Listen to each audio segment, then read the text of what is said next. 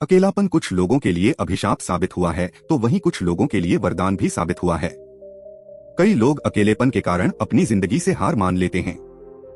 बहुत से लोग इस अकेलेपन का उपयोग अपने जीवन में सफलता की सीढ़ी चढ़ने के लिए करते हैं। नमस्कार दोस्तों, वी मोटिवेशन जर्नी चैनल पर आप सभी का हार्दिक स्वागत है।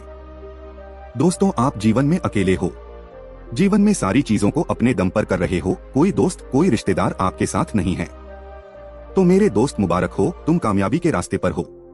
जी हाँ, अगर जीवन में अकेले हो तो इसे अपनी कमजोरी बिल्कुल मत समझना, क्योंकि जो इंसान दुनिया में आज अकेला है वो बहुत ताकतवर है। बेवकूफ है वो लोग जो अकेलेपन को किसी की कमजोरी समझते हैं। बहुत कम लोग अकेलेपन की ताकत को जानते हैं। दुनिया में अगर कोई सच में आजाद है तो वो इंसान है जो अपने जीवन में अकेला है। अकेले इंसान को लोगों की फालतू की बातें सुननी नहीं पड़ती। इसने आज ये बोल दिया, उस दोस्त ने आज वो बोल दिया। अलग अलग लोगों की फालतू की बातें अकेले इंसान को झेलनी नहीं पड़ती। दुनिया भर की फालतू बातों से अकेला इंसान आजाद होता है, वरना आप ऐसे लोगों को देख लो जो दोस्तों से घिरा होता है। वो हर समय किसी न किसी की छोटी छोटी बातों को लेकर बैठा होता है। ज्यादा लोगों से घिरा इंसान कभी शांति नहीं पा सकता। ज्यादा लोगों के बीच इंसान हमेशा चिंता में होता है। आपने तो वो सुना ही होगा, दुनिया का सबसे बड़ा रोग है। क्या कहेंगे लोग, ये रोग सिर्फ उस इंसान को लग सकता है जो लोगों के बीच रहता है। अकेले इंसान को लोगों की बातें झेलने की आदत नहीं होता है, इसलिए वो क्या कहेंगे लोग के रोग से कोसों दूर रहते हैं। एक अकेले इंसान का ध्यान फिजूल की बातों पर नहीं होता, उसका ध्यान होता है अपने आप पर, अपने सपनों पर। एक अकेला इंसान हमेशा अपनी कामयाबी के बारे में सोचता है, ऊंची ऊंची बुलंदियों को छूने के बारे में सोचता है। दुनिया अकेले रहने वाले लोगों को कमजोर मानती है, लेकिन असल में अकेला इंसान अंदरूनी तौर पर ताकतवर होता है। अकेला इंसान अकेलेपन को अपना कमजोरी मानना छोड़ दे तो सिर्फ अपने आप को और अपने जीवन को सफल बनाने वाले ख्यालात को एक्सपीरियंस करता है। एक अकेला इंसान किसी शेर से कम नहीं होता। अकेला चलने की आदत सिर्फ शेर में होती है। कभी भी आपको लगे अकेला रहना कमजोरी है तो शेर को देख लेना। शेर अकेला रहना पसंद करता है, लेकिन राज वो ही करता है। जिसे अकेला रहना पसंद है वो अपने अंदर शेर की अदा और शेर का हौसला रखता है। तो दोस्तों, इसे मैं आपको एक कहानी के माध्यम से समझाता हूँ। उससे पहले आप सभी वीडियो को लाइक करके चैनल को जरूर सब्सक्राइब कर लें। तो चलिए दोस्तों, कहानी शुरू करते हैं। प्राचीन समय की बात है। एक समुद्र के किनारे एक गुरु अपना आश्रम बनाकर रहा करते थे। हजारों शिष्य ज्ञान ग्रहण करने के लिए दूर दूर से उनके पास आकर रहते थे। गुरु का ज्ञान देने का तरीका भी बड़ा ही अनूठा था। शुरुआत में वो अपने शिष्यों को उपदेशों के माध्यम से ज्ञान देते थे। उसके बाद वो अपने शिष्यों को उस ज्ञान का अनुसरण करने के लिए कहते थे, उस ज्ञान को अपने व्यवहारिक जीवन में उतारने को कहते थे। एक बार उस आश्रम में एक सम्राट अपने बेटे को लेकर पहुंचा। उस सम्राट ने उस गुरु से प्रार्थना की कि आप मेरे बेटे को अपने आश्रम में रहने दें और अपने तरीके से उसे ज्ञान दें। उसे इस आश्रम में बिल्कुल भी ऐसा नहीं लगा चाहिए कि वह किसी सम्राट का बेटा है। उसे बिल्कुल साधारण शिष्यों की तरह ही ज्ञान देने की कृपा करें। गुरु ने मुस्कुराते हुए कहा कि सम्राट, ज्ञान इसी तरीके से लिया जा सकता है। अगर तुम अपने आप को दूसरों से बड़ा समझोगे तो तुम ज्ञान ग्रहण नहीं कर पाओगे। अगर तुम्हें ज्ञान ग्रहण करना है तो तुम्हें दूसरों की तरह अपने आप को साधारण समझना होगा। यही ज्ञान ग्रहण करने की सबसे पहली सीढ़ी होती है। तुम निश्चिंत रहो, आज से तुम्हारे बेटे की जिम्मेदारी मेरे कंधों पर रहेगी। ये कहकर गुरु सम्राट के बेटे को अपने साथ लेकर समुद्र के किनारे टहलने के लिए निकल गए। आश्रम के बाकी सभी बच्चे उस सम्राट को देख रहे थे। सम्राट अपने बेटे को अपने रथ पर बिठाकर लाया था, जिससे सभी बच्चे समझ गए थे कि यह लड़का सम्राट का बेटा है। इसी वजह से आश्रम के सभी बच्चे सम्राट के बेटे की तरफ आकर्षित हो गए थे।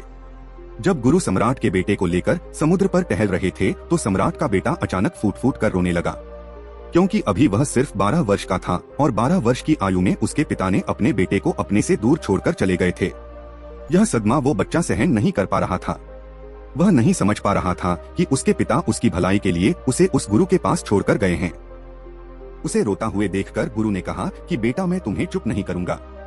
हो सकता है कि आज मैं तुम्हारे आंसू पोंछ दूं, लेकिन कल तुम फिर अपने आप को अकेला पाओगे। याद रखना, जीवन में इंसान अकेला आता है और अकेला ही जाता है। जितनी जल्दी जो इंसान इस बात को समझ लेता है वह उतनी जल्दी आत्मज्ञान के रास्ते पर निकल पड़ता है। गुरु ने अपनी बात आगे बढ़ाते हुए कहा कि जो इंसान अकेला रहना सीख लेता है वही खुद से प्यार कर पाता है, और जो खुद से प्यार करना जानता है वो किसी के भी जाने का अफसोस नहीं करता, क्योंकि वो खुद से ही प्यार करता है। धीरे धीरे तुम आश्रम के माहौल में ढल जाओगे। शुरुआत में तुम्हें समस्या आ सकती है, लेकिन कुछ दिनों के बाद तुम इसे आत्मसात कर लोगे। उसके बाद तुम्हें यही जगह बहुत अच्छी लगने लगेगी, ये जगह तुम्हें अपनी महल जैसी लगने लगेगी। संध्या हो चली थी, समुद्र के दूसरे छोर पर सूरज छिपने लगा था और सूरज अपनी लालिमा पूरे आसमान में बिखेर रहा था। बड़ा ही सुंदर दृश्य था और गुरु उस शिष्य को अपने साथ लेकर आश्रम में वापस लौट आए। उस शिष्य को भी थोड़ी सांत्वना मिली, क्योंकि गुरु की आंखों में एक अभूतपूर्व शांति झलक रही थी। और जब हम किसी एकांतवासी गुरु की आंखों में वो शांति देख लेते हैं तो हमारे हृदय में से भी सारा भार हट जाता है, मन एकदम निर्मल हो जाता है। जब सम्राट का बेटा रात्रि का भोजन करने के लिए भोजन कक्ष में पहुंचा तो आसपास के सभी शिष्य उसके पास आने लगे। उन सभी को पता था कि यह सम्राट का बेटा है और अगर हम इससे दोस्ती कर लेते हैं तो उससे हमारा बहुत फायदा होने वाला है। यही सोचकर आश्रम के ज्यादातर बच्चों ने उसे घेर लिया था। बस कुछ बच्चे जो अकेले रहने का महत्व समझते थे, जो दिखावे में विश्वास नहीं करते थे, वो उस सम्राट के बेटे के पास जाने की बजाय अपना पूरा ध्यान खाने पर लगा रहे थे और एकांत में बैठकर अपना भजन कर रहे थे। कुछ दिनों के बाद सम्राट के बेटे की आश्रम के ज्यादातर बच्चों के साथ दोस्ती हो गई। अब वह आश्रम में उन बच्चों के साथ घूमता, उन्हीं के साथ अपना ज्यादातर समय बिताता था। आखिरकार सम्राट का बेटा था, सुख सुविधाओं में पला बड़ा था, आसपास बहुत से दास और दासियां होते थे। आसपास अपने मित्रों से घिरे होना वही दिनचर्या उसने इस आश्रम में भी अपना ली थी। ऐसा नहीं था कि गुरु को यह सब पता नहीं था, पर गुरु उसे अलग तरीके से ज्ञान देना चाहते थे। बच्चों को ज्ञान आप उपदेश देकर नहीं दे सकते, उन्हें साक्षात्कार कराना पड़ता है, उसके बाद उन्हें वो बात समझ आती है जो आप समझाना चाहते हैं। गुरु को यह बात पता थी कि अगर मैं इसे बोलकर बताऊंगा तो यह कभी समझ नहीं पाएगा, मुझे इसे दिखाना पड़ेगा, इसे एहसास कराना पड़ेगा कि अकेले रहने से ही तुम अपनी शक्तियों को जान पाओगे। यह सीख देने के लिए गुरु एक दिन उस शिष्य को अपने साथ एक पहाड़ी की चोटी पर ले गए। पहाड़ी पर पहुंचकर गुरु ने उस शिष्य से कहा कि अब तुम्हारा ज्ञान पूरा हो चुका है, बस एक आखिरी रात तुम्हें यहाँ पर बितानी होगी, उसके बाद अगले दिन शाम को मैं तुम्हारे राजमहल में तुमको पहुँच दूंगा। वह बच्चा तो यह सुनकर बहुत खुश हो गया कि अब मैं वापस अपने राजमहल चला जाऊंगा, फिर से मेरे दास और दासियां, सारी भोग की वस्तुएं मेरे पास होगी। उस शिष्य ने गुरु से पूछा कि गुरुजी, मुझे आज रात आप यहाँ पहाड़ी पर क्यों छोड़ रहे हैं, आखिर मुझे कौन सा आखिरी ज्ञान यहाँ से मिलेगा। गुरु ने मुस्कुराते हुए कहा कि यहाँ पर चट्टान के पीछे तुम्हें छिपकर बैठना होगा। यहाँ पर रोज रात को एक बाज आता है, तुम्हें उस बाज को देखना है, बड़े गौर से देखना है, हर गतिविधि देखनी है। और उस बाज को देखने के बाद अगले दिन अगर तुम उस बाज की खूबियाँ मुझे बता पाते हो तो मैं तुम्हें तुम्हारे राजमहल वापस भिजवा दूंगा। और हाँ, सुबह आने से पहले एक बात पर और ध्यान देना है, एक चरवाहा यहाँ पर अपनी भेड़ों को चराने के लिए आता है, तुम्हें उन भेड़ों की गतिविधियाँ भी देखनी है। याद रखना, बाज की गतिविधि रात को और भेड़ों की गतिविधि सुबह देखनी है। अगर तुम दोनों की गतिविधि ध्यान से देखकर मुझे बता पाए तो तुम इस आश्रम से हमेशा के लिए आजाद हो जाओगे, तुम्हारा ज्ञान पूरा हो जाएगा। मैं तुम्हारे पिता को कह दूंगा कि ये बच्चा हमारे आश्रम का सबसे ज्ञानी बच्चा है। यह कहकर गुरु अपने आश्रम में वापस लौट आए और वह बच्चा वहीं पर उस चट्टान के पीछे खड़ा हुआ उस बाज का इंतजार करने लगा। काफी वक्त बीत जाने के बाद वहाँ पर एक बाज अपने बच्चों के साथ पहुँचा। सम्राट के बेटे ने पूरी रात उस बाज की गतिविधि को बड़े ही ध्यान पूर्वक देखी और सुबह होने के बाद जब चरवाहा वहाँ पर अपनी भेड़ों को लेकर पहुँचा तो उसने एक अभूतपूर्व दृश्य देखा। उसने देखा कि वो बाज भेड़ के एक मेमने को अपने पंजों में दबाकर आसमान में उड़ गया। उसने उस भेड़ के बच्चे का शिकार कर लिया था। यह सारा दृश्य देखकर वो बच्चा आश्रम में वापस अपने गुरु के पास पहुंचा। इससे पहले कि गुरु उससे कुछ पूछते, उसने गुरु को प्रणाम करते हुए कहा कि गुरुदेव, आप आश्रम के सभी बच्चों को यहाँ पर बुला लीजिए, मैं सब लोगों को बताना चाहता हूँ कि मैंने क्या देखा। जब आश्रम के सभी बच्चे वहाँ पर पहुँच गए तो उस सम्राट के बेटे ने कहना शुरू किया कि मैंने अपने जीवन में बहुत से पक्षियों को देखा है, लेकिन बाज उन सभी पक्षियों में से सबसे अद्भुत और सबसे अलग होता है। उदाहरण के लिए एक तोता हम सभी ने देखा है।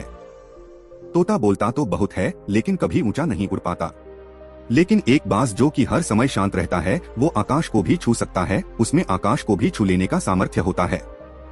जब भी एक बाज अपने शिकार को निश्चित कर लेता है तो वो उसी शिकार पर अपनी नजरें गड़ाए रहता है, चाहे वो कितनी भी ऊंचाई पर क्यों ना हो, चाहे कितना भी बड़ा तूफान क्यों ना आ जाए, लेकिन उसकी नजर हमेशा अपने लक्ष्य पर स्थिर रहती है।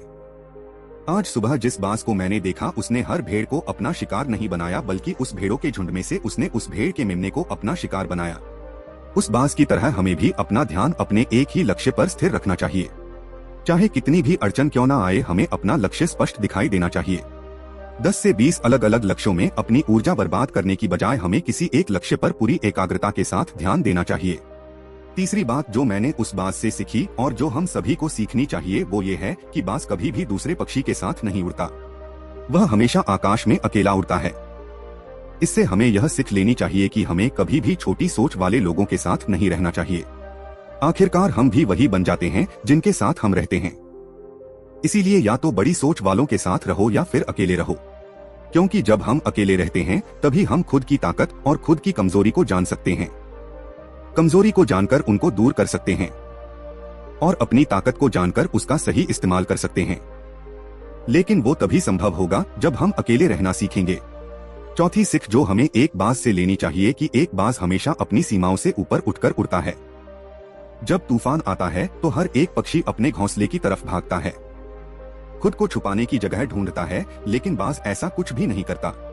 वो खुद की सीमाओं को तोड़कर बादलों से भी ऊपर उड़ने का प्रयास करता है। हवाएं उसे थपेड़े मारते हैं, पंख उसके भारी हो जाते हैं। पानी और धूल की वजह से उसे कुछ दिखाई नहीं देता, लेकिन वह फिर भी आसमान की तरफ उड़ता रहता है और अंत में बादलों से भी ऊपर निकल जाता है और वहां तब तक उड़ता रहता है जब तक मौसम ठीक नहीं हो जाता। अपनी सीमाओं को सिर्फ इसीलिए तोड़ पाता है क्योंकि वो समस्या के आने पर उससे घबराता नहीं है, उससे डरकर बचने का प्रयास नहीं करता, बल्कि एक सकारात्मक नजरिए के साथ उसका सामना करता है। जीवन में चाहे कितनी भी अड़चने क्यों ना आए, हमें उन अड़चनों से लड़ना चाहिए, ना कि उनसे डरकर कहीं छिपकर बैठना चाहिए। बहादुर तो वो लोग होते हैं जो तूफानों से टकरा जाते हैं, कायर तो अपने घर में अपने घोंसले में अपनी जगह ढूंढ कर बैठ जाते हैं। पांचवी बात जो हमें एक बाज से सीखनी चाहिए कि बाज कभी भी अपने घोंसले में घास के कोमल तिनके नहीं रखता। जो तिनके कोमल होते जाते हैं वह उन्हें निकालकर फेंकता रहता है। उसी तरह चाहे कितनी भी आरामदायक जिंदगी आपको मिली हो, लेकिन उस आराम से ऊपर उठकर अपने आलस्य को तोड़कर जीवन में मेहनत करते रहना चाहिए। अपना पसीना बहाना चाहिए, शारीरिक मेहनत करना चाहिए। अपने घोंसले से कोमल तिनके उठाकर फेंक दो और आज ही अपने आलस्य को तोड़कर निकल पड़ो। हर दिन अपने आप को चुनौतियां दो, हर दिन मुश्किलों से लड़ो, क्योंकि वही मुश्किलें तुम्हें मजबूत बनाएगी।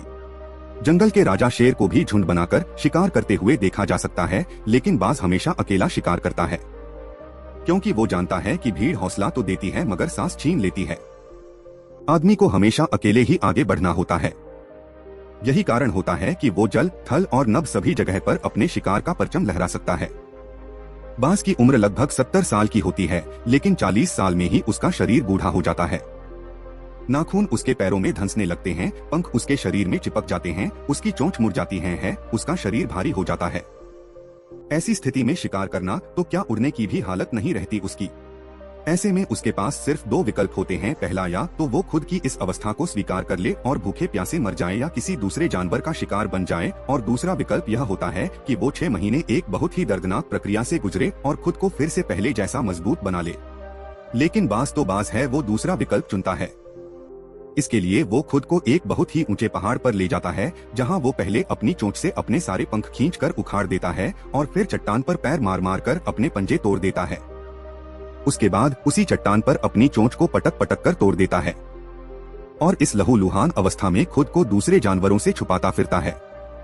अगले 6 महीने तक वो इसी दर्दनाक प्रक्रिया से गुजरता है और इंतजार करता है नई चोंच, नए पंख और नए पंजों का। तब फिर वो अपनी नई जिंदगी शुरू करता है और निकल पड़ता है अपने शिकार पर और अगले 30 सालों तक फिर से राज करता है। इसीलिए समय आने पर हमें भी अपनी पुरानी आदतों को छोड़ना पड़ता है और कुछ नया सीखना पड़ता है। समय के साथ बदलना पड़ता है, अपने आप को तैयार करना पड़ता है, वरना हमारा भी शिकार हो सकता है, हम भी पीछे रह सकते हैं।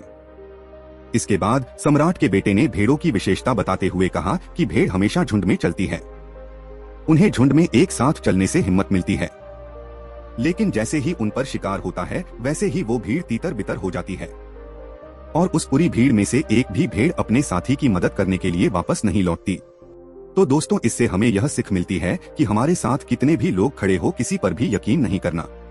यकीन करना तो खुद पर करना, क्योंकि बुरा समय आने पर वो भीड़ कब तीतर भीतर हो जाएगी आपको पता ही नहीं चलेगा। गुरु को प्रणाम करते हुए सम्राट के बेटे ने अपने गुरु से कहा कि गुरुदेव, अगर मुझे कोई सीख रह गई हो तो कृपा करके आप बताने की कृपा करें।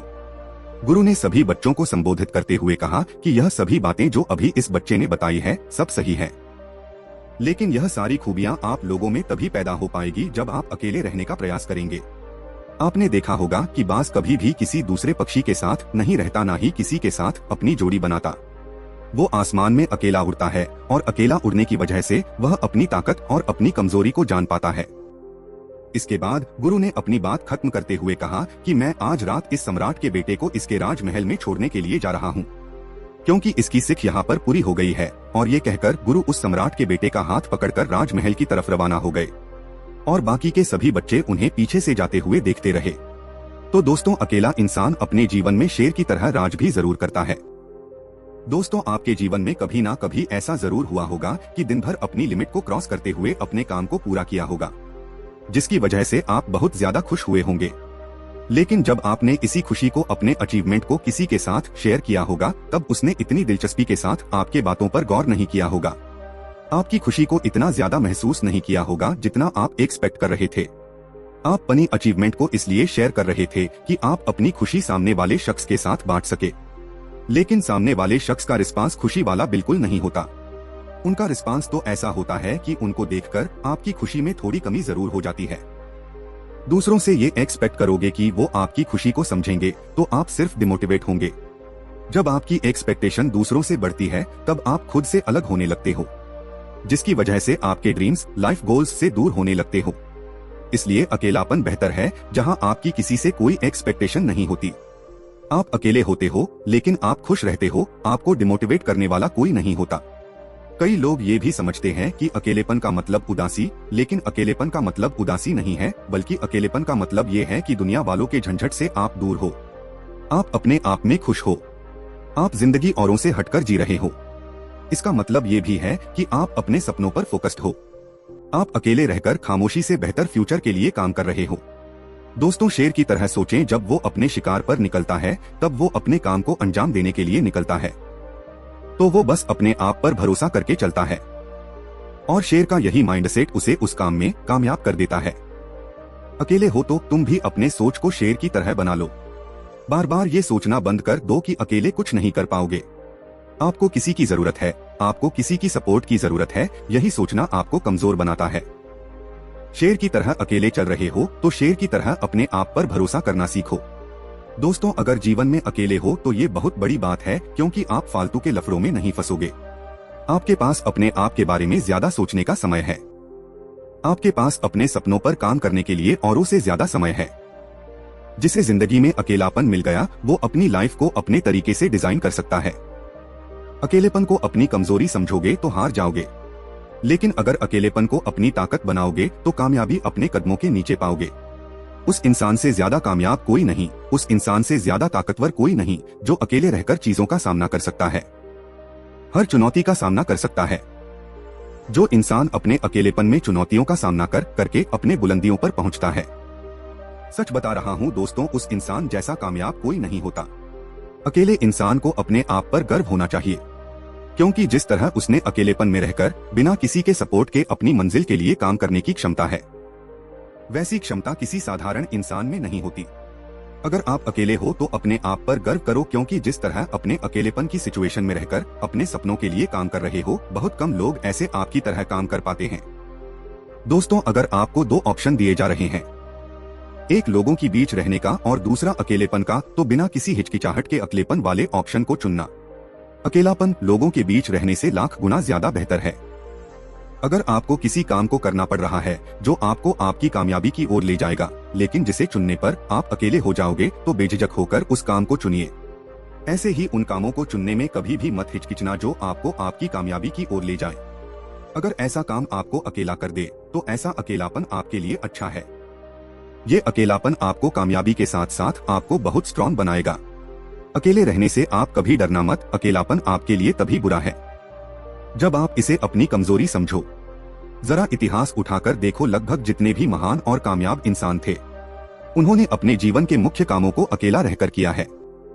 उन्होंने कभी अकेलेपन की शिकायत नहीं की। शुरुआत में हर इंसान अकेला चलता है, काफिला तो उसकी कामयाबी और जज्बे को देखकर उसके साथ जुड़ ही जाता है। ये बात भी सच है कि दुनिया में हर चीज लोगों की मदद ले लेकर पाई जा सकती है, लेकिन लोगों की मदद लेकर पाई गई चीजें हमेशा किसी न किसी के एहसान तले दबाया करती है, और जिंदगी किसी के एहसान तले जीने से अच्छा है।